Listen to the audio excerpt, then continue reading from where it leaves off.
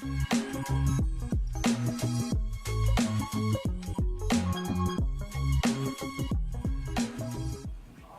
everyone, my name is Emem Usanga. I am a freelance UX designer. I'm also the London local lead for the Interaction Design Foundation. Now this is going to be an interactive session, so if you do have any questions at any given time, by all means put your hand up and get involved in the conversation. We're not waiting for the ends for any Q&A, none of that jazz. This is get involved and we'll all have a conversation. So I'm going to get the panel to introduce themselves. Nick, you're a very lucky fellow. You're now surrounded by three lovely ladies. I'm sure you did not know that's what was going to happen, but you are the lucky one. Yes, if you'd like to go ahead and introduce yourself. Betty, do you want to start? That'd be great. Yeah, hi everybody. Is this on? Am I? It's green, it's on. Apart from not knowing if microphones work or not, I'm Betty and the CEO and founder of a company called Research for Gaming. I was based in London, moved to Ipswich about a year ago, so I'm a Suffolk lass now. I'm Nick Fine, user researcher at the Home Office, currently working for Her Majesty's Passport Office. Hi everyone, I'm Lisa and I'm the founder of Keep It Usable, I Need Users and the Home UX Lab, and I'm from Manchester. And I'm Stephanie, I'm a lead UX researcher at Facebook, and I'm Scottish, but I live in London and work for an American company. Go figure. We've got to love it. So the very first question we're going to ask is the one that I've put up there because it's a burning question, right? Is UX research an art or a science? Anybody who's going to start that one off? Nick. I'll jump straight in because this is my specialist subject. It's both, and anybody who tells you it's one or the other is wrong, and that's the end of the story. Game over. No, go now. That was it. It was easy. UX is a big area, and if you come to my workshop later on, you'll find out why. There are lots and lots of different activities, and some require a more artistic approach, others require a more design-led approach or a more scientific approach. And so it's up to the experienced practitioner to know when to apply the arty bit or when to apply the sciencey bit. Because UX is a process. It's not this thing I just do. And so when you're doing this stuff, sometimes validation requires heavy science. But ideation doesn't require heavy science. It requires much more kind of artistic, creative type thinking. So yeah, it's both. Just to add to that, actually, there are some arty things that we need to do as well as researchers. So one of the things is actually being an actor. So this is something that I do in research, is you have to keep up your energy throughout the day. So you might have, I don't know, for example, seen 15 users. The 15th, you know exactly what they're going to say. You're really tired, but you need to keep up your energy. You need to not act as if you've heard that 15 times before. And so there are sort of some soft skills involved as well in what we do as researchers. I'm going to agree and say that it's both as well, but Nick, I'm going to disagree with you, if I may. I know. Because I think that you're right, that in terms of the validation, that there is more kind of sciencey elements to that, but also in the ideation phase, because you, at the very least, need to know some rudimentary elements of, at least in what I do, psychology and cognitive science and neuroscience and emotion, and all of these things have academic and scientific foundations. So if I'm designing a game for research, for example, it's useful to know those sciences, even just the basics, to try and inform a design. And of course then there's that kind of data validation and participant feedback and insight hunting at the back end. But yeah, definitely both elements, art and science, because it is a craft. Lisa, I just want to pick up a little bit more on this concept of soft skills, right? Because now I've been in UX for a while, and one of the things that I suppose is a little bit, I find is often missing with UX designers. Now, everybody talks all day long about coders and the fact that, and they talk about coders and the type of personalities that they have, etc. I'm sorry, there's a lot of UX designers who are just as bad. Soft skills are not necessarily their best traits. Can we talk a little bit more about that, about the lack of soft skills that seems to exist in the UX industry? Well, I'd say soft skills are obviously important because, well, one of the key things we need to do as designers and researchers is to persuade other people of the benefits of what we do, why stakeholders should pay attention to us, why they should implement our designs, why they should listen to our research. So that ability to persuade and influence in itself is a soft skill that people need to learn. And also, I mean, ethically, we're dealing with human beings. I mean, we have to treat them nicely. We have codes of conduct that we adhere to, and having good soft skills and treating them like human beings and with respect and all those good things is not just the best practice, it's, you should do it. You have to do it. I mean, yeah. I think it depends what you consider soft skills, right? I mean, my soft skills compared to your soft skills, you may have a totally different mental model or perception. My strengths and your strengths may be different. So it's really about understanding each other's soft skills and strengths and how they work together versus making sure that everyone's good in one thing. So I think that is the balance that we need to understand. That, like you said, people are people, right? Not everyone's different. So I'm going to pick up on that with you, because one of the things, of course, you've mentioned is that the fact that when you're working, actually, as I said, with sprints, this is not a case of we're calling it a design sprint. Actually, we need to bring in content strategists, we need to bring in the engineers, bring in the UX researchers and designers, so on and so forth.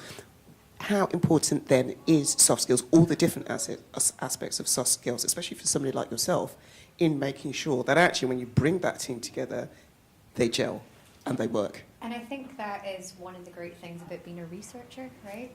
Our ability to have empathy and put ourselves in other people's shoes and understand the gaps in their skills compared to your own skills or people in the other team and help bridge that gap. And that's why research can lead, right? People think, oh, you're a service, or you're seen as an afterthought, or you'll become at the beginning or the end.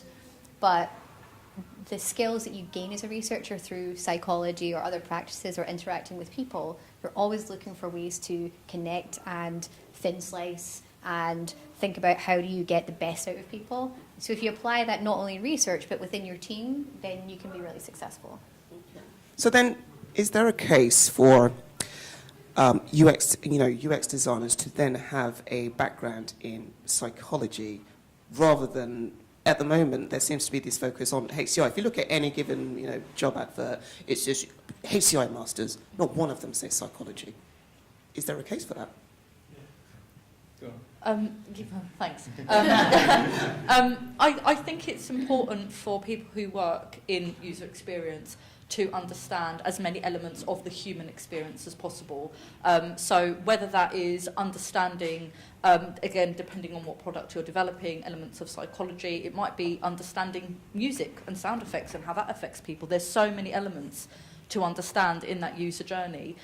So although there are things that might not, you don't need to be an expert in everything, I think it's good to know some, like I was saying earlier, some foundational elements of all the things that are relevant, but also to put yourself in other people's shoes.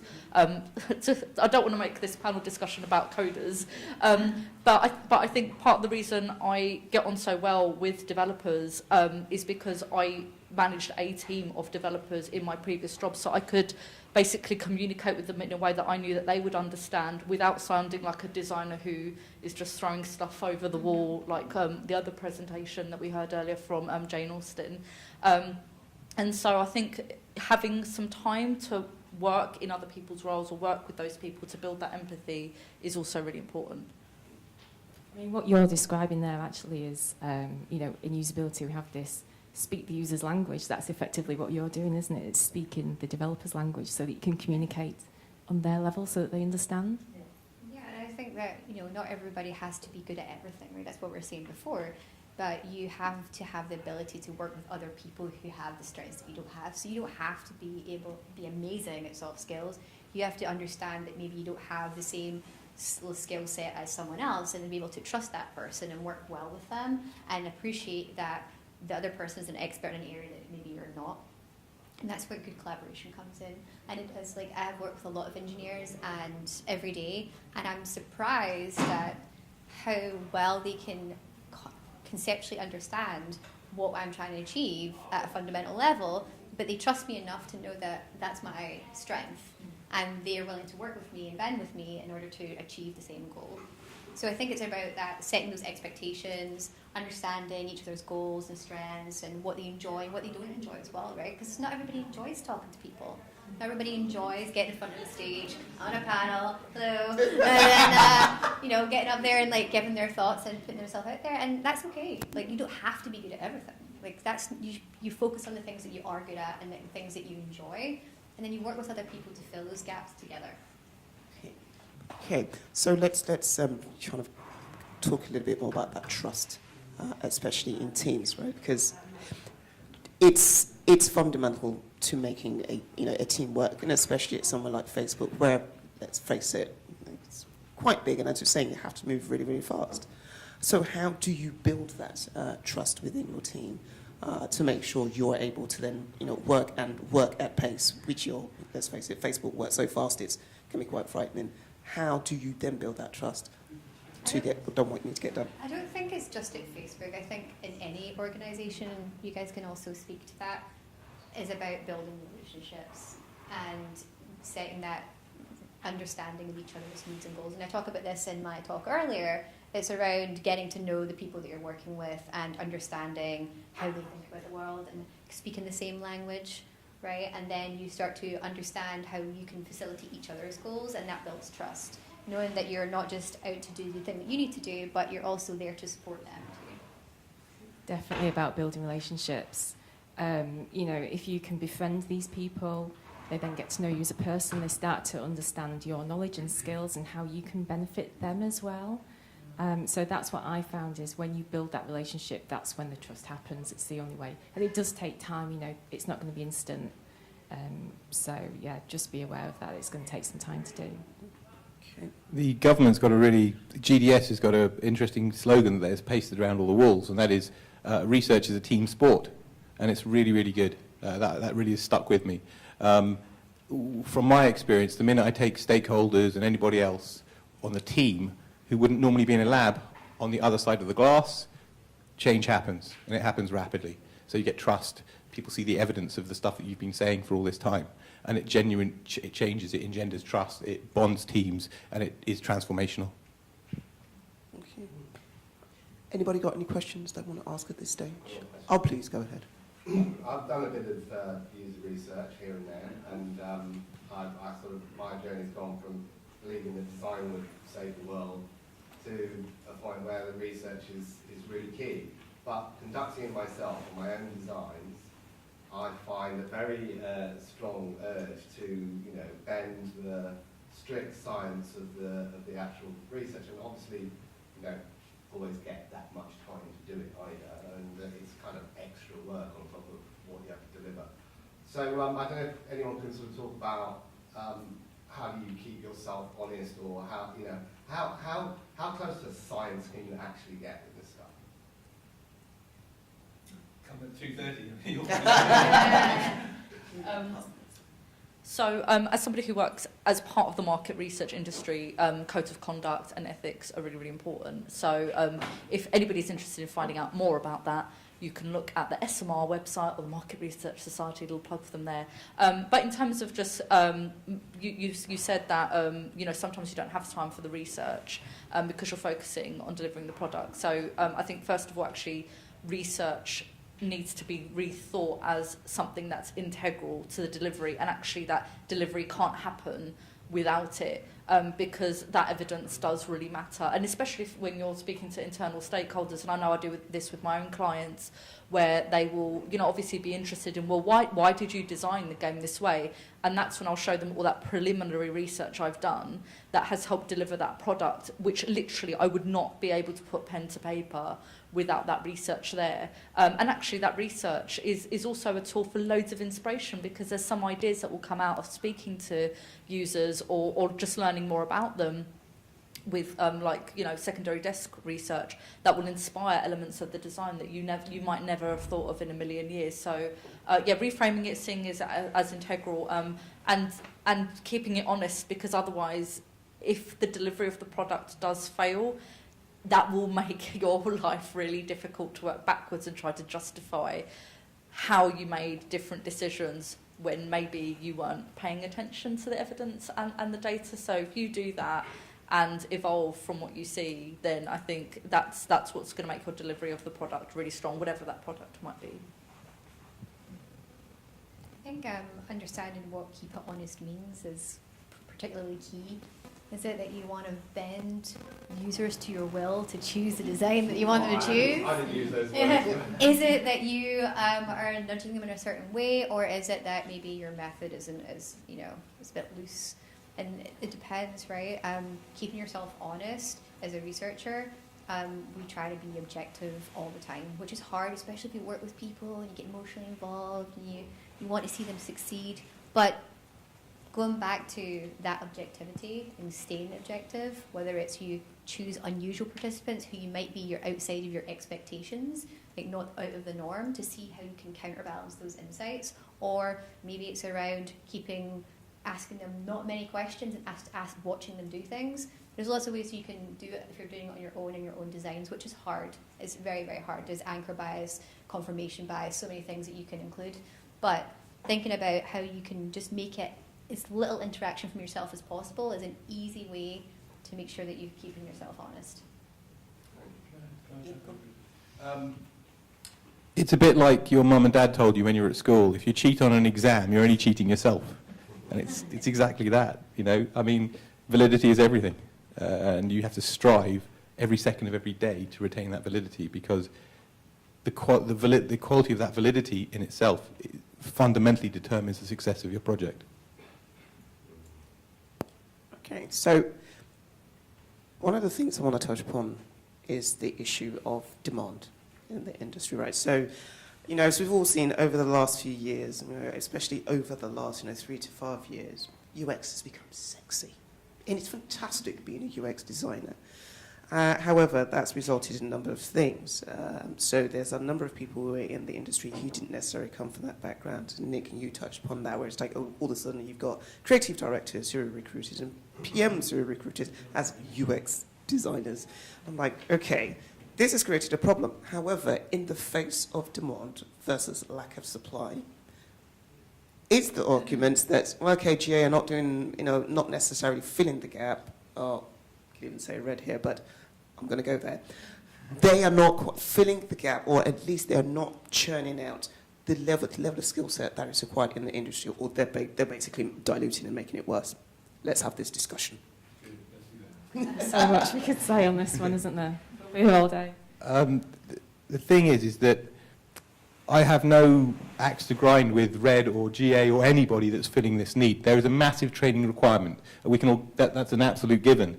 What bothers me is that with GA in particular, there's absolutely no reference to research in their entire syllabus, or at least most of the people that I've met. And that's been a massive problem, because you can't have design-led UX moving forwards. But actually, this ties into your earlier point, Emem, about psychology and psychologists. We're talking about certification and qualification and quality control, quality assurance. How do you know that somebody's trained to the right level? And research is critically important, because if you get it wrong, multi-million-pound projects fail. That's just the bottom line. So how can you make sure that somebody's going to be producing good knowledge, valid insight? And psychology it's the study of human behavior, and UX is about humans, it's about users. I cannot believe that in 2017, the UX is exploding, and psychology and psychologists are so quiet. This is why I'm being as noisy as I am, because somebody has to stand up and do this. It's really important. We've got decades of research about human behavior. We've got decades of research about man-machine and human-computer interaction, but we're ignoring the whole lot. It's crazy. It shouldn't be happening. So moving forwards, Red, GA, all of these guys, what I want to see them doing is effectively helping convert psychologists by giving them the design that they're missing, or enhancing their research skills and making them just commercial researchers. I'm quite different to the three of you in that I don't work in the UX industry. I'm not my job title isn't UX designer. So actually what I would like to see is that kind of level of demand in the market research industry, because design in general is so undervalued in market research. I spoke in my presentation earlier about survey as the product of our industry, and it just bewilders me that, in 2017 there is such a lack of design skill within market research agencies. And, again, like Nick was saying, although it's very different to psychology, that element of design is needed because you need to engage those people to find out about human behaviour, because multi-million-dollar projects and ideas are going to come out off the back of that. So actually, I'd be really pleased if there was a high level of UX design demand in market research, but unfortunately there isn't. So that's something that I'd like to see. And maybe actually there would be more UX designers if research was taught as part of the process. I think it's a really tricky one. The world has changed, right? I've been doing this for a long time, and I see these great designers coming out of high school, self-taught. They're amazing. Like, they're young kids, they're just amazing. They've just dedicated themselves, and they've had little to no work experience, and they're just really, really good at what they do. And it never used to be like that. You had to go to school, you had to go and learn, you had to go and train, and for UX research, or research, I don't like to call it UX research, right? I like to say research because it can be anything from ethnography or user experience or understanding, and thinking about research as a discipline. And the science behind research is hard to self-teach. You either have to get through a lot of experience and you've had an in somehow, and you learn the ways to do experimental design. It's more than just usability, and that's what I'm trying to say. So you can potentially learn that from people, but the background and the thinking and the mastery behind it typically comes from education, and it is that psychology stroke whatever background. However, I know some great researchers who move from market research or move from other disciplines and like are really, really good at their job. And so it depends on the person, how much time they're willing to dedicate to their craft, how much experience they've had, and how they think about solving problems. So, and again, like, the world is changing. Like, the people don't want to spend 7 years. Like, I spent lots of time in education, and you become very, very deep and very, very knowledgeable. But even then, the workplace doesn't necessarily support that type of learning and that sort of behaviour. It's very, very hard to throw out, all these psychology papers and move fast and build products, especially when you're in this tech world that people need to make decisions quickly. And that comes with experience. The more experienced you are, the better, just faster you can make decisions because you have all that knowledge. But again, how much are you bringing that to the world today and putting that down there on paper?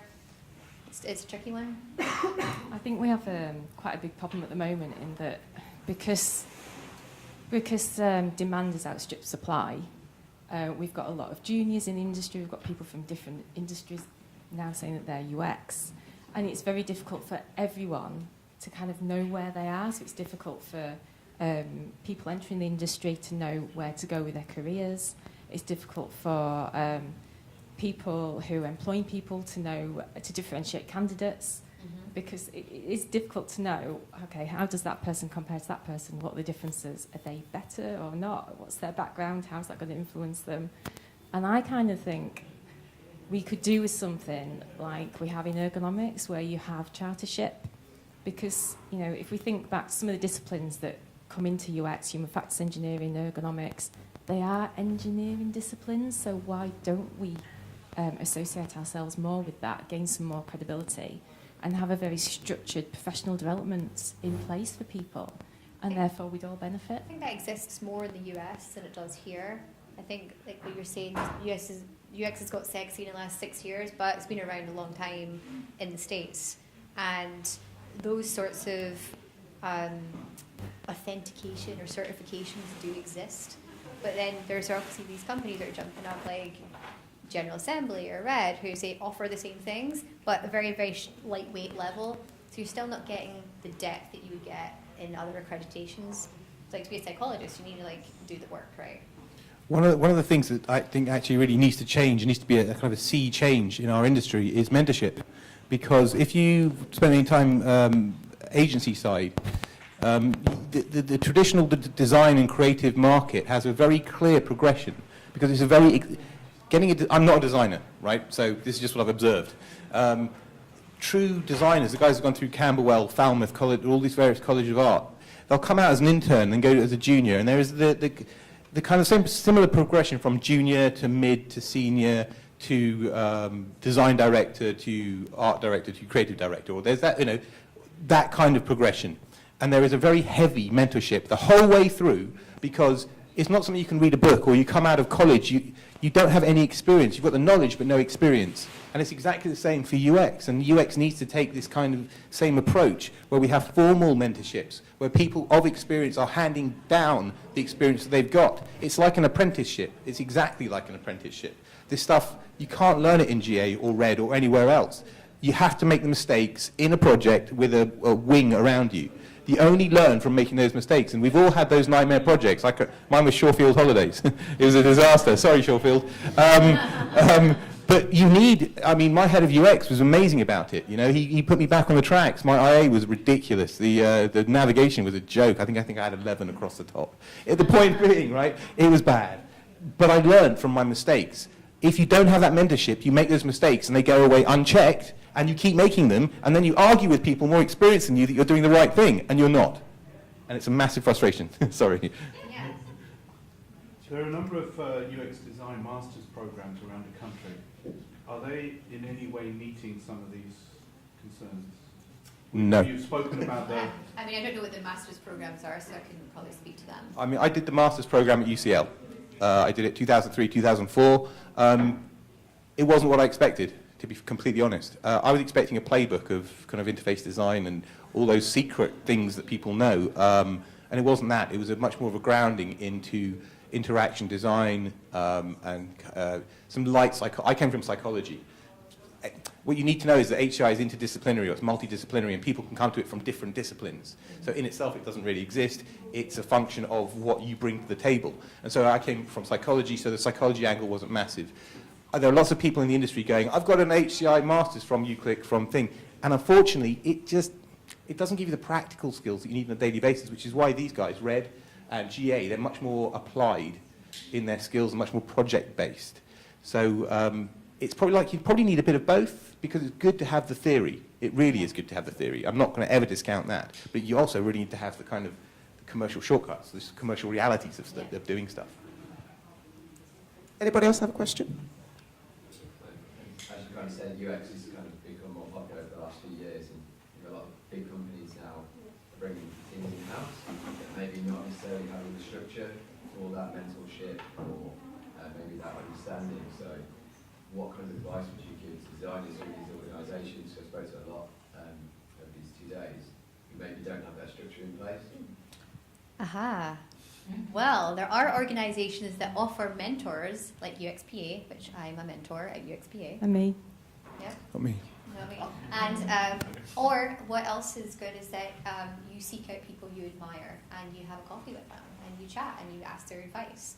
And now, not when I was starting out, but now we have LinkedIn, right? Or we have the internet, we have Twitter, we have ways to reach out to people we admire in the industry and ask for their advice. And if they can't help you, and you'll be surprised how many people are open to giving you advice or helping you, direct you in the way that you have to go. And even if that person can't, they probably know someone who can or push you in the right direction. And I always encourage that, to keep your network open and don't be afraid to reach out, because it's the best way. It really, really is. Sorry, just two interactions that I had. One with recent German school. He's telling basically I never convinced anyone about development around UX.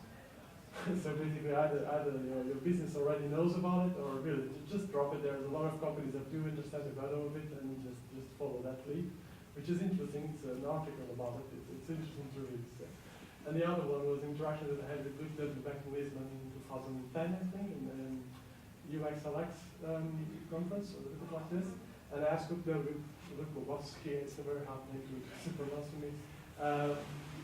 How can I, because I was creating my startup around user-centered design, and human-centered design, how can I approach this? And ask him, how do you convince people that the value around this? And he just looked at me like, you don't convince people, you just drop me, I was like, so he was not very kind to me at that time, but with the time, with the time in the industry, I kind of, understood a little bit about what they mean by that, in the sense that yeah, we all have to grow up as well in that sense. So it's not everything about convincing and explaining, and there's also a lot of maturity that the industry, like I think we have to step up. If I could make a comment that maybe speaks to both things that have been said here, I think if there isn't certain structures in place, and I think this just applies to anything, I'm of the mindset of just pioneer it yourself. If you haven't got a C-level executive who's understanding where the problem is, or is hearing what the problem is but just isn't implementing that structure or mentorship or whatever it is, pioneer it yourself, whether that is mentorship or just encouraging your team, so being the leader of that initiative and just saying go out and seek mentors and have feedback meetings on how that's going for everybody. And you were talking earlier about identifying goals and doing that. And in terms of like evidence, and again, because I've had this when I first started to talk about using games as research instruments, you would not believe the backlash I had. And evidence to researchers is obviously going to be of high importance. And so I built over the years a library of papers and webinars and presentations and data sets and all of these things, and so that I could have researchers who are interested either on a general level or as a client to access that library, so that I didn't have to do the whole thing of trying to convince somebody on my own. Like every time it was just like, there, if you're that interested, here is the evidence. If you need me, I'm here to speak to that. But you need to build up that library and those structures yourself if they're not in place already. I think in any organisation, there is an amount of negotiation and convincing that you always have to do, no matter what your job is and no matter where you work. There's always someone who's like, yeah, but whatever the reason is, ... And I think reframing how you're thinking about the problem and trying to convince people versus understanding what they're trying to achieve and how you can support that is another way to think about it. And you can think of lightweight ways to win and to help them win and to build up that social currency, right? You want to build up success stories, and it can be very small that you're like, oh, I want to do this great big thing, show my value. But sometimes having these small things that help show value give you trust. And that trust builds, and then you can help make those bigger and better decisions, or encourage people to think differently because they see the value, and they need that buy-in in the beginning before you can, conquer the world, so to speak. What you want to get to is when your stakeholders are asking you, how did it test? That's the that's the aim of everything, getting people to understand how you got to where you got to, or you've shown them such mind-blowing evidence that that's what they now expect from now on. None of this opinion-based stuff kind of thing. I think just to add to that, you need to kind of create your own opportunities as well, so you need to be a bit proactive. So just to give you an example, when I was at Sony Ericsson, we used to get this awful hardware from Sweden, from the industrial designers, that just totally didn't match the software that we were building as UI designers. So what I did was, because I had a background in ergonomics, I switched my job title from software usability analyst to hardware usability analyst, made friends with the industrial design team in Sweden, befriended them, and became the point of contact. So I was like the point of contact between the software team and the ID team in Sweden. And I just did that myself, didn't get a pay rise or anything for it. But it really helped my job, and I had a lot of effect from doing that. I think there's an element of action, and not just wording convincing someone or presenting an just do it. Argument. Yeah, exactly. Sometimes action actually. Show, don't tell. That's all day and every day. Any other questions? No. Right, so I want to come to you. I have a question, right? This gamification versus game-based. So, can you please explain the difference? Because this has caused a bit of this is where part of the issue is caused in the industry, right? Where UX researchers themselves kind of have a bit of an issue with, or researchers are like, yeah, games-based research, yeah, right. So can you explain the difference between gamification and games-based research? There is actually a huge chapter on this dedicated to this in my upcoming book. So to try and really summarise that as short as possible. So when we play a game, we are intrinsically engaged if that game is well designed. Gamification, however, still relies on extrinsic motivators. It's still very much a carrot on a stick approach. If you do X, you will get Y. Same thing when you talk to a barista at Starbucks and they stamp your card. Okay, if you buy more coffee, you get that stamp. So that's an example of gamification, but that's very much an extrinsic motivator. And there's loads of examples of gamification where there are point systems and badges and things like that. And it really is just taking some of the elements of games, but certainly not the most fundamental elements of games that induce flow or actually take us from that interaction of taking part to playing. And that's such a crucial element. So in the market research industry, there are companies that use gamification, will gamify surveys, and then they look at what I do and they're like, wow, that's gamification on steroids. It's like, that's because it's a fully fledged game. I'm not adding points and badges to a traditional looking like tick box survey.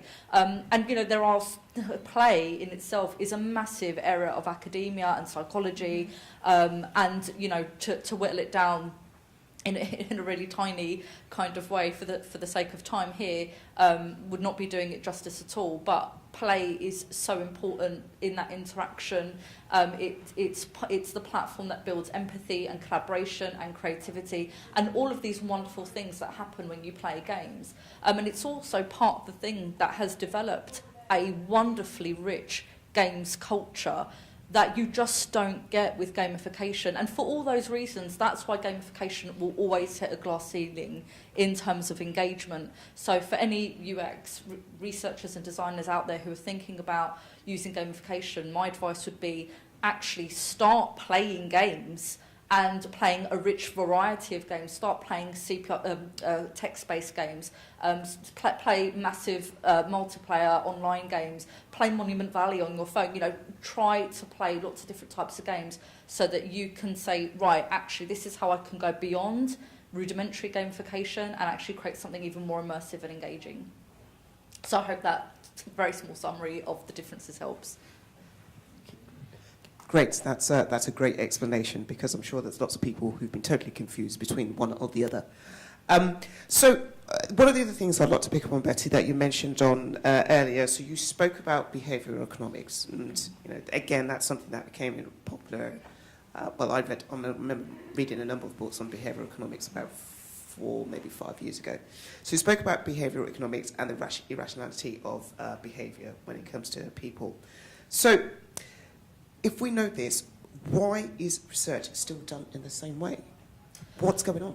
Well, so I'm gonna kind of agree and disagree. So actually, there are lots of companies within the market research industry that are pioneering behavioural economics. Actually, one of the top company that comes up time and time again in the Grit top 50 most innovative companies in market research is a company formerly known as Brain Juicer, which is now called System 1. There's also other fantastic companies, a smaller agency called the Irrational Agency, a couple of very intelligent people that I know work there, Lena Hallinan and Lee Caldwell, and they are speaking at conferences, championing heuristics. So there is actually a lot going on in behavioural economics, but I think because the market research industry now is this hub of so many different techniques, it can be hard for a research buyer to go, do I go down the games route? Do I go down behavioural economics route? Do I use ethnography? Do I do this? Do I do that? Because there's so much going on.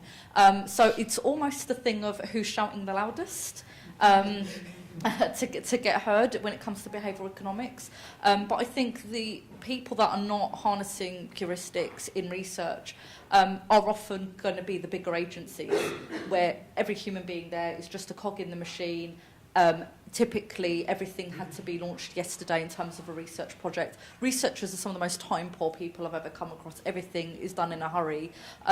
So because of that, and because of the existing survey software that people use, and there's like 3 large companies that you'll buy a license for their survey software, there's almost no room to think about how you should reframe questions, how you should change the research experience. So for all of those reasons, like time and how many people are championing it in the industry or not, can make it really difficult to harness these really great techniques.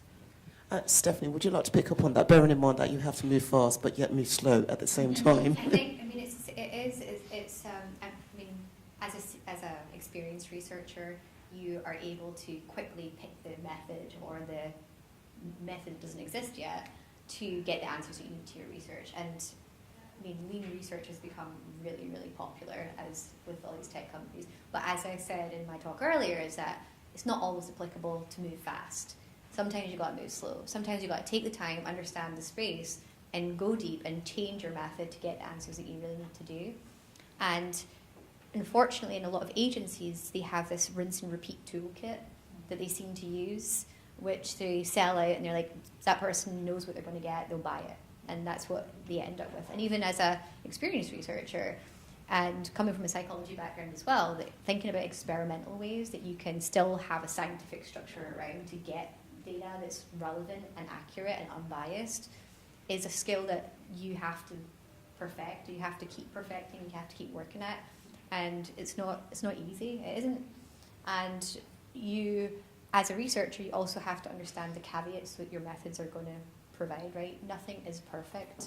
Nothing's a perfect science, and that's why you always want to keep learning and having that continuous feedback, or touching base with your users, or understanding how you can use data to fill in those gaps. So it's really about knowledge and being holistic about your thinking, not just being time poor. I'm really time poor, by the way, and thinking about how to move fast. So I mean, there is a balance, and I don't want to say that moving fast is the way forward, because it's not. It's thinking about the problem and framing it in the right way and choosing the right method. Vic, rinse and repeat. I want to get your opinion on this. So the rinse and repeat way, methods that agencies normally use. I want to get your opinion on this. You're stealing all my slides from my workshop. I've got to see your slides to see them. Rinse and repeat.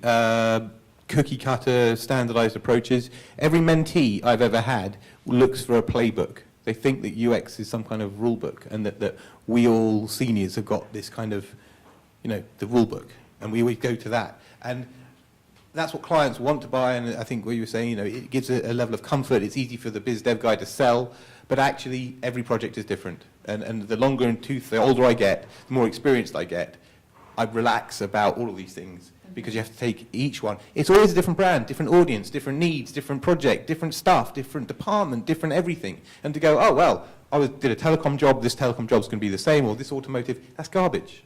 It isn't. So it isn't one size fits all, but I can completely see why people want to try to do that, because as human beings, we just want to organize things and make things simple and easy, and you know what I mean? And repeating, rinse and repeat makes that easy. But like you're saying, it isn't it can be the answer, but it isn't usually the answer. And I think that really brings back to what we were talking about earlier around what we're calling soft skills, but kind of isn't a soft skill. It's a skill, right? It's a skill to know. That's why we become researchers. We become really good at solving problems, not just for design, but also in business, right? We know you're telling us you need something, but we really actually understand you need this instead. We have to think about really interesting ways of reframing that problem so that you can get what you need in the best possible and usually fastest way, because things are time sensitive or not time sensitive, and we are always constantly thinking about managing and reinventing and thinking of smart ways to get interesting data and insights in a meaningful way. Incidentally, some places, I'm going to keep this very general so I don't upset anybody. When people are buying services from agencies, often it's a box checking exercise. They don't really care about the output. They've been told, do this thing, here's your budget, go get it done, box checked. And they're not really concerned about, is it going to perform, is it going to do the job that we're actually buying? And that's, if you care about if it's actually going to work, then the fastest isn't the best, it's what's appropriate, and let's find out what we need to find out with confidence. And those are the great clients who they haven't got bottomless, endless amounts of money, but they do have more understanding or a bit more passion as to trying to find out this thing, because they really know that once you find out that thing, it will pay you back lots and lots and lots. I think obviously I'm from an agency. But I'm glad to say we don't do the rinse and repeat thing. And it's something that does wind me up, because what I think happens is agencies are all looking to stand out. And so they just take a typical research model that exists already, give it a fancy name, maybe tweak it slightly, use that as their little USP, and it's like a big marketing gimmick, and it's all just a load of rubbish. So you have to try and see through it, and I think it's really difficult for buyers as well. And it's difficult for people like me to stand out against that and say, actually, that's just a marketing gimmick. Do it the right way. Fit the right solution to your problem, and this is the right solution for that. This is what I believe to be the right solution for that, even if it doesn't sound as gimmicky and as, you know, fancy and polished as that thing over there that's trademarked. Do it the right way. On the cookie cutter, rinse and repeat subject, I cannot tell you how many market research agencies of all sizes, so the big ones that do like the political polling and things like that, have approached me for a price structure, whatever it might be, about using game-based research, and they are expecting these off-the-shelf games that you can just shoehorn any research objectives into for any audience, for any business need, and I make tailor-made games, so everyone is different, and it's almost like you can just see the shock in their eyes, like they can't get around that because they're so used to that market research process of this is a thing that is malleable, but then the more generic you make the design, you're not, you know, offending anybody, but then you're not actually intrinsically engaging the audience that they really want to speak to. So when I start to talk about these elements with clients, they're like, oh, but is there no way that you could just like use something you used before? And it's, you know, you have to have that process of you know, explaining why that wouldn't necessarily work. And actually, I think going back to the point we were discussing earlier, it's about having that evidence. So one thing I've done is start to find a middle ground, something between cookie cutter and bespoke. So just having like what I call editable research games, so building the architecture of a game, but being able to have that really dedicated to a specific kind of research genre, if you like. So if it's customer feedback, or if it's product development, or if it's concept design, and having these research games that can be slightly edited. So it's not quite cookie cutter and then it's not quite tailor-made. But I've had to change that because of the needs of the clients, because they just, the direct clients I work with, the brands, they're great. They're like, yeah, tailor-make this for me. It's going to be an innovation exercise. I'm going to put it on the website. We're going to show how cool we are because of the research we're using. But market research agencies, they don't want that. They want, like, I want to get what I'm paying for, and I want to see it. I don't want somebody to design it and then see the output at the end, because that's a whole strange way of working for them. There's a really big important point to make here about research, because research isn't just, there's discovery research and there's kind of validation type, usability type research, if you know what I mean. And when people who are not experienced in research hear the word research, they often think of it as the former discovery research, where they want a bottomless pit of money and they want endless amounts of time and travel expenses to go and do all this stuff. And all they'd say is no, you know what I'm saying? You can cookie cutter things like lab validation sessions, right? Usability stuff. I've got a hypothesis, or I don't know why something is broken, or why are people bouncing on this page. You know, you can say, this is X amount of money, come into our lab, we'll do 25 users or whatever it is, we'll find out why that thing is broken. And that is very, you know, that can be very cookie cutter, that can be, it's a packaged product or service that you're buying. But there are other times in that discovery stuff where you really do need to take everything on face value, on its own merits. Sorry. But I think, just unpacking that a little bit, is that, well, usability you may be able to package. The method which you use during that session can change, right? You don't have to do the same sort of 10 tasks, or you can have open or closed or semi-structured. You can choose the way that you set that up in order to do that study. I mean, that's the thing, right? People think it's a cookie cutter approach. You do these things, that's the study. Bye, see you later. But that's not it. It may be called a usability study or validation study, but the way in which you get the insights that you need to get from that study can vary. And I think that's important to understand, that there's not one singular approach. Depends what you're trying to achieve at the end of it. It's all about the problem you're trying to solve. I think there's another problem here, is that I find a lot of clients don't actually understand research. And so they don't understand it like you do. They wouldn't get that. Exactly. And so for them, they need it kind of packaged up so that they understand it and understand what they're going to get out of it. But then it's difficult to convince them of the right approach for them sometimes if it falls away from that package, especially if it involves more cost and more time. and they don't want to spend that. So it can be difficult. And I think a lot of it comes down to this misunderstanding of UX as well. We all have a different understanding of what UX is. Some people have a great understanding, they really appreciate it. Other people just think it's this thing that they have to do as like a checkbox in the company before they launch something. It's the same in big companies too. It's not a challenge that's just for agencies or contractors or freelancers. We're always trying to help people understand the value of doing what research does and how we work well with design and engineers and content strategists and product managers and marketing all together so that we can see value.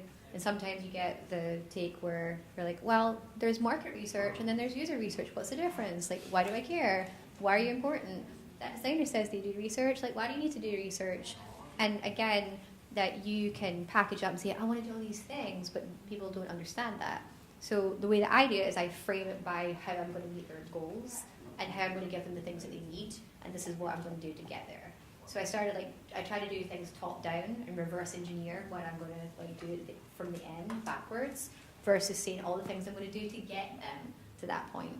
Because when you think about business users or people in business who have to make those decisions, they care about the end outcome. So you should care about the end outcome. That's what you should be thinking about when you start to think about how do you approach these problems, or thinking about how you're going to give them what they want. Because at the end of the day, that's what you're set up to do, right? You're set up to meet the end goal. Any questions? Anybody got any questions? No? Go ahead. How often do you bring, when you're talking about cookie cutter or not, the client in through the whole process with you? So a lot of times they're saying the only way to kind of really get them to get it is to have them experience the research.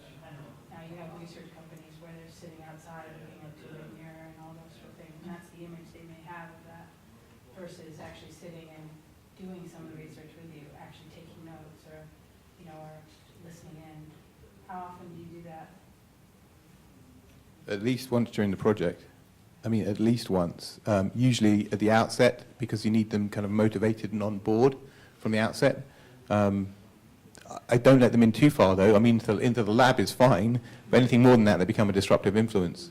I would say the opposite. I want them involved as much as possible. I might tell them they can't speak, but I want them to be part of that decision making. I want them to be part of hearing. I want them part to experience, and I want them to ask questions like when the time is right during the session.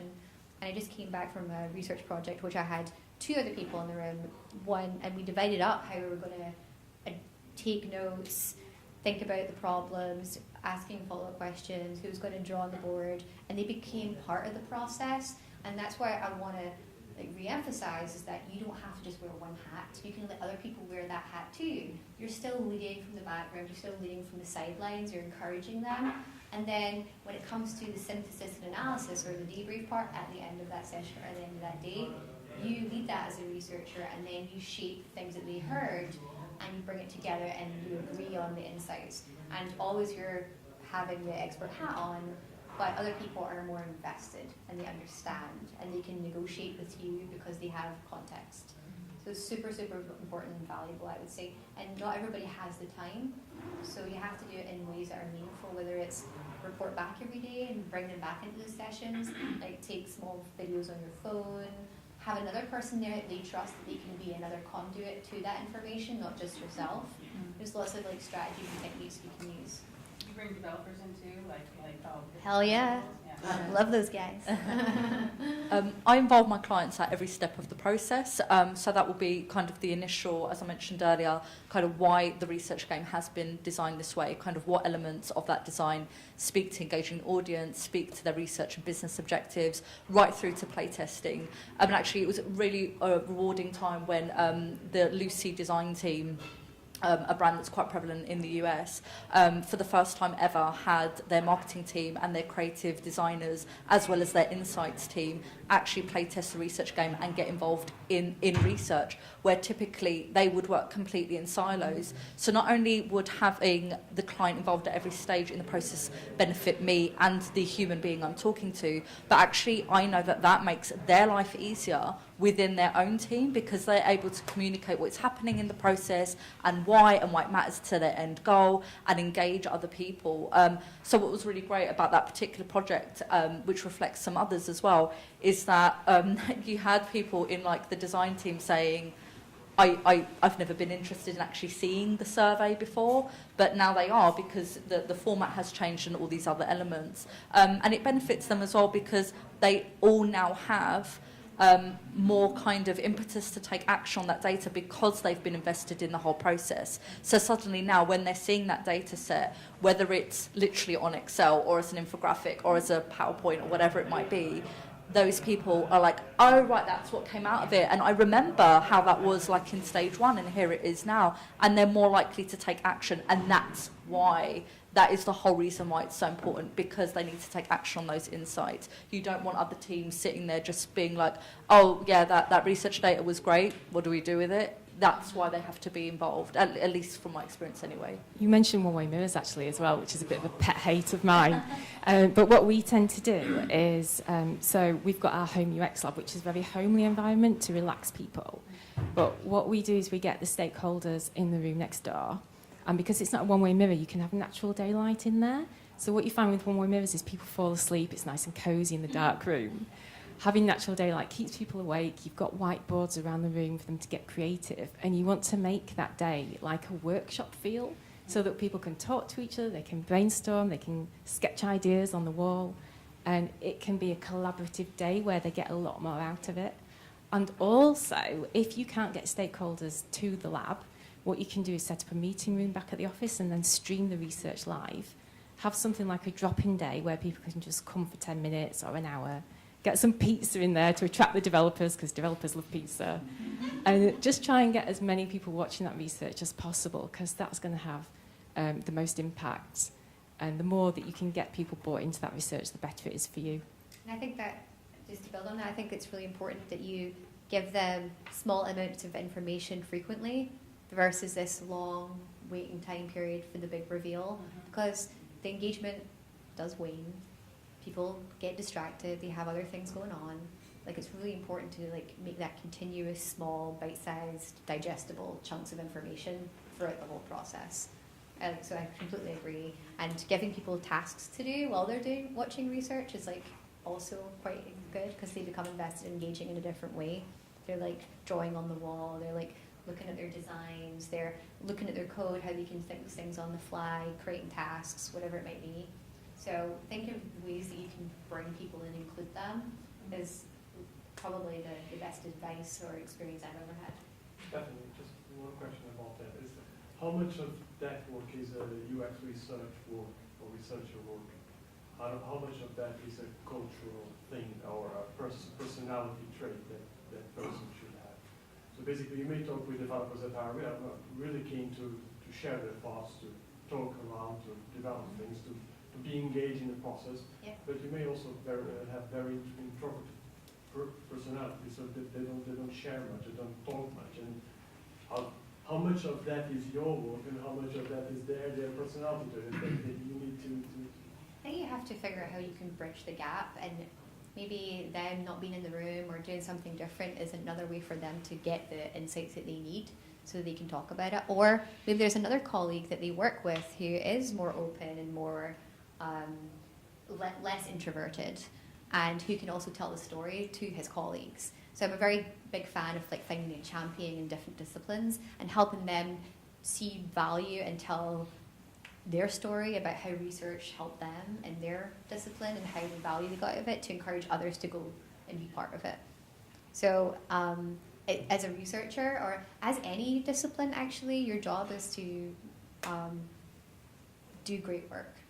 And to do great work, you have to understand people. And you have to understand how to get the best out of people. And as you grow in your career and as an experience and as you become more strategic, you understand like that is probably one of the most important things, is how do you work with people and try and get the best out of them, or help them get the best out of each other. I would follow up on that advice, I absolutely agree, but also ask them.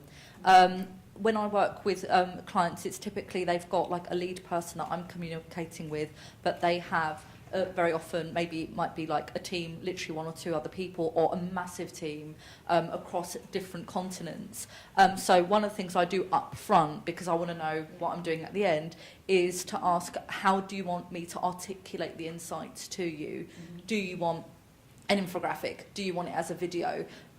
Do you have statisticians internally, so you don't need me to do that, you just want the data? That's fine. I think the best thing to do is just ask up front, because everybody, as we know, as user experience experts, digests information in a completely different way. So if you are, sorry, this is going to sound like an awful sweeping generalisation here, but if you are somebody who's a more introverted character, so you're not going to get involved in like one of my insights games, right? Like a game to try and find out what the insights were, like a quiz or whatever. What was the average data on this, and what did this population think about that? Then that's okay, you know, if you don't want to take part in that, but you don't want to make those people feel like they're not playing ball, right? You don't want to make them feel awkward. So I think that's just about like asking up front kind of what everybody is comfortable with, and doing as much as you can without obviously commercially shooting yourself in the foot, because time is money, to just kind of like help everybody along. If you are an introverted person, I would respectfully suggest that maybe UX or research isn't the best area for you.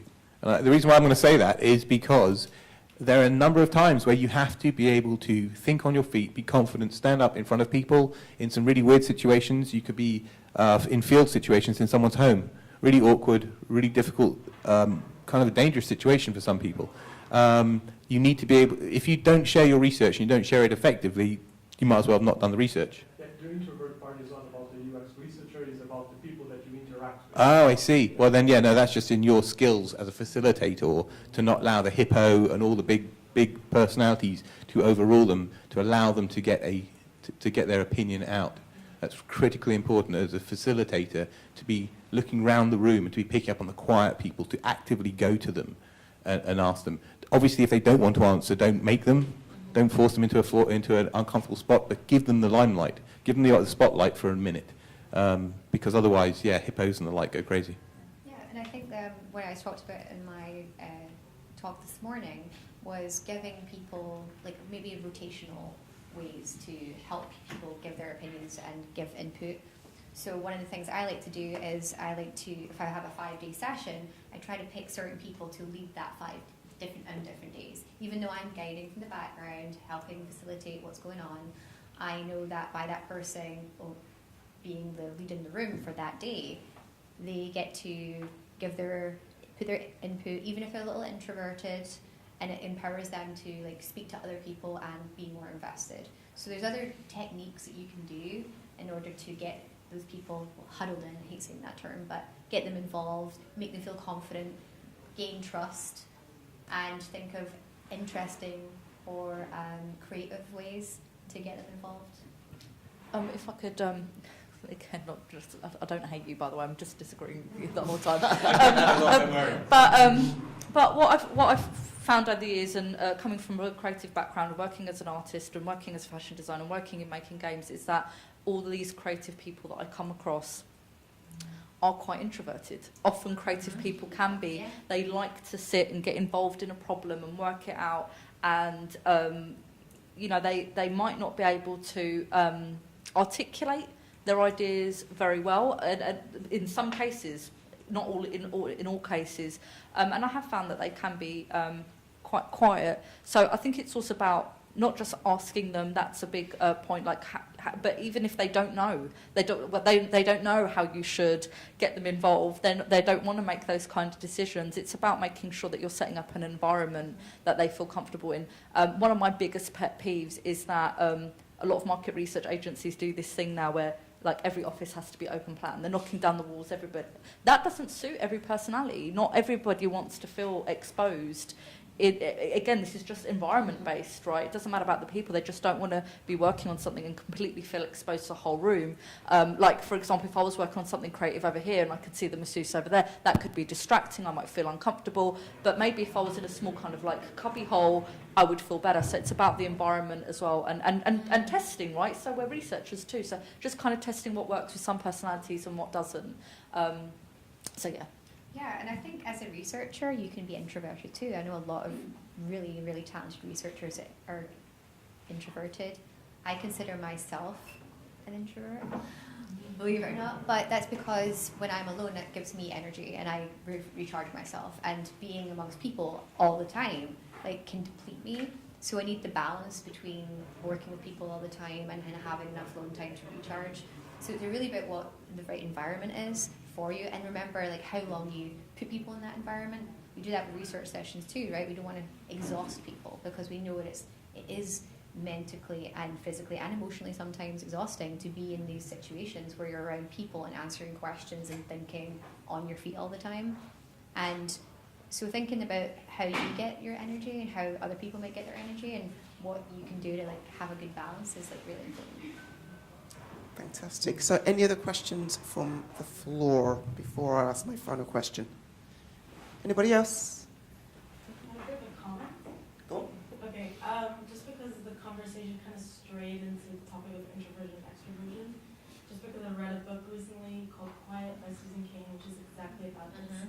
And I think the idea of introversion has slightly been misunderstood. It's not exactly that someone's shy, but kind of how someone reacts to stimulus. Yeah, exactly. So just because someone's shy doesn't mean they're introverted, and just because someone's introverted doesn't mean they're shy. Exactly. Just wanted to say that. So that's why I consider myself an introvert, because I get energy from, like, being alone and having that time to, like, think and recharge. Whereas people who meet me, they think, well, they're not an introvert. Like, but that's not necessarily how it's usually incorrectly categorized. So I agree with you. Yeah, I think introverts can actually make really good researchers because they're generally quite quiet, patient people. The only thing they might need a bit of help with is communicating the findings back to very challenging stakeholders who have got massive egos and just want to argue against everything. So that's probably a bit more challenging for introverts, but I think they do make good researchers. I've seen introverts get eaten alive in the field. Okay? That's why I'm saying that, right? If you can be an introvert and develop the confidence, great, go for it. You know, get the skills. You know, that's fine. You can be an introvert. It's a muscle, it's not, yeah. right? You can develop it, okay? Be a confident introvert. But if, yeah, no, but like I'm saying, I've seen these fresh introverts go out into the world and just fresh UXs get destroyed. You know, they lose the room.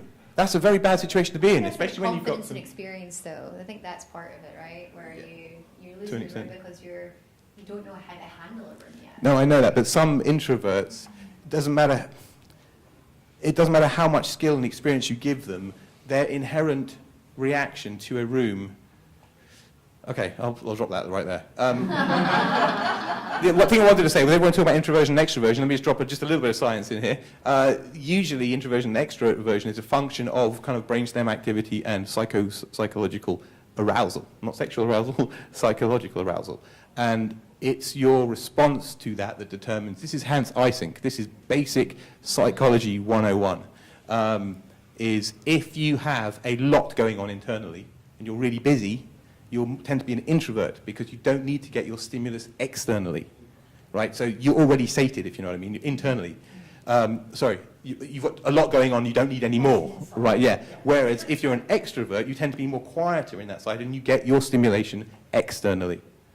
That's the kind of thing. Loving this conversation, by the way. It's great. I've seen extroverts absolutely flop in the room. Sorry, this is just, let's not go on about it, but because I think in some cases, and this is only a handful, so sorry if I, again, sound like I'm generalising, who maybe have this sense of, thank you, overconfidence, or, you know, and might do things like not prepare adequately, or... Because they can wing it. And just lose the room because they might not have, and I don't think this is about extroverted introversion even. It's just kind of like being prepared, understanding, adapting. So if you know you are somebody who's not really great in a room, whether you're an introvert or extrovert or not, it doesn't matter. If you've never spoken in front of an audience before, you need that practice, no matter what kind of personality type you might be.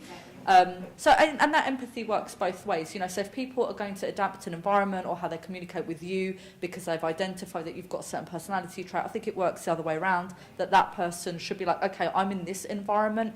How can I be more kind of fluid as part of that team, so that the communication can flow both ways in a far easier manner. Right, so I'm going to ask my last question. I'm conscious of the time and people's bellies are probably rumbling. So my final question is this. I need you all to just future gate a little bit and think about your 50-year-old selves. Apart from you, Nick, you may have to think about your 70-year-old self. Now, what would your 50 or 70-year-old self... Don't worry, I'm almost there as well, so I'm with you on this one. Don't watch the look and all that. It's black, don't crack, so I'm almost as old as him. So, trust me.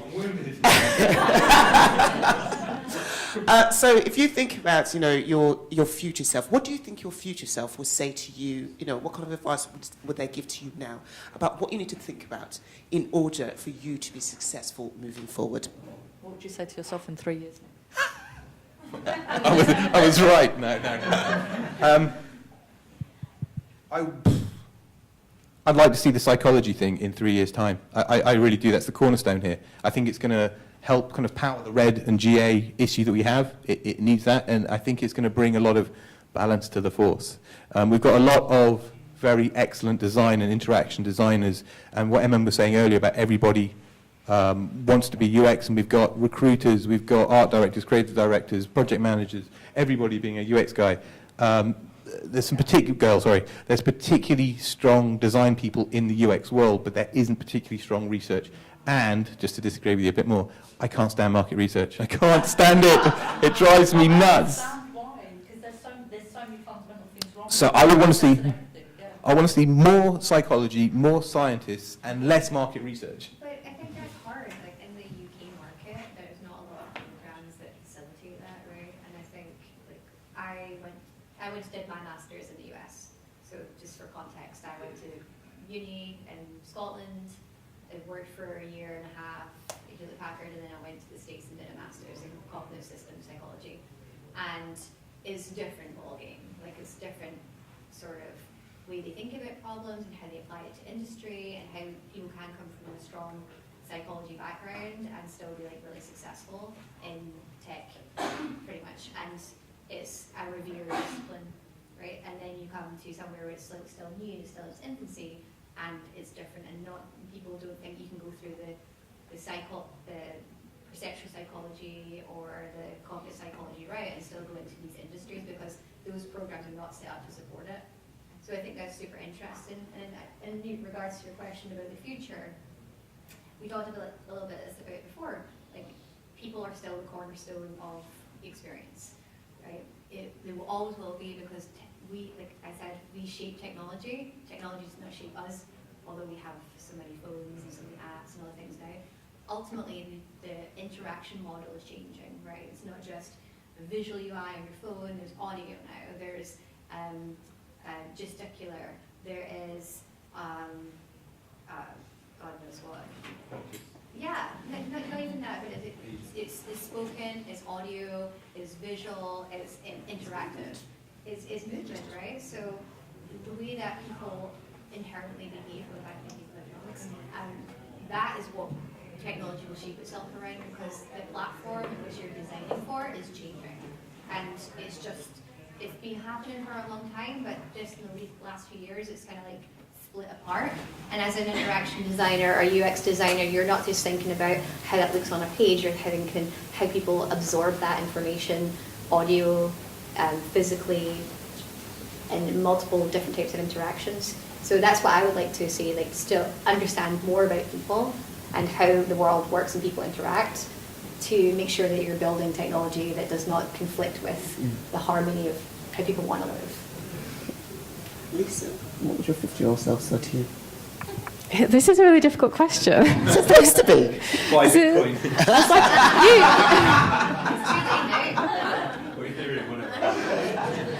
yeah, but you said like awareness of psychology, spreading psychology, which I agree with. So okay. that's something it's like I want ditto. I agree with yeah, Nick. totally. I totally agree with that. Doing more things like this to spread that awareness. Also, I'm a big fan of helping others, so continue to do that. Saying yes to everything. And there's something else I was going to say. Ergonomics as well, I think is going to be a big one in the future. You know, when we have less touchable UIs and we're going more into voice and VR, I think ergonomics will be a crucial skill, so that might be something that I'll be promoting a bit more in the future. It's not really been on the radar of UX, on the UX scene at the moment. I think that will be, in the future a bit more. So, I'm well in there. Yeah. It sounds more sexy than human. I worked in human factors for a long time, so... Well, we don't want to sex it up because we don't want people jumping on the bandwagon. As we forget all we said. Betty.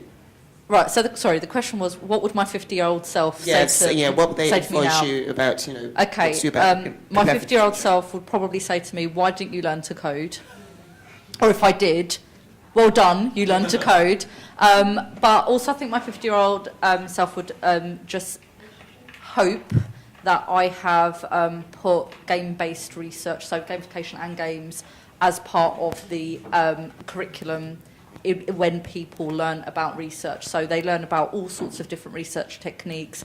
Currently, game-based research isn't that. I do a lot of university guest lectures with students, but at the moment, that's all it is, just me going and doing some talks, and then that's it. I'd like to see it be part of the curriculum so that when people search market research techniques in Google, that comes up. I'd like to see that more. Thank you very much. Thank you very much, guys. That was great. So just to wrap up, I think, you know, some of the key takeaways from that basically are chartered certification to, you know, accredit skills of UX, you know, whether they be UX designers or user researchers is, you know, is definitely a good way forward. Build relationships of trust, because research is definitely a team sport. Moving fast is definitely not always the answer. Sometimes you have to move with intention. And also, so if the structure is missing in your company, go out there, pioneer it, make it happen. You can do that. You have the power. Thank you very much to our panelists. You've been absolutely fantastic. Thank you, everybody, for staying and attending this particular session. Go and have lunch. Go and fill your bellies. Thank you. Thank you very much.